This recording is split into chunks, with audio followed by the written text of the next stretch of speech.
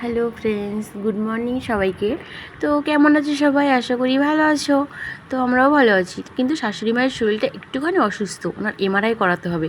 তার জন্য আমরা যাচ্ছি রানাঘাটে মনোরমা হসপিটালে। তো দেখো, আমরা রাস্তায় বেরিয়ে পড়েছি। এখন বাজে দুপুর 12টা।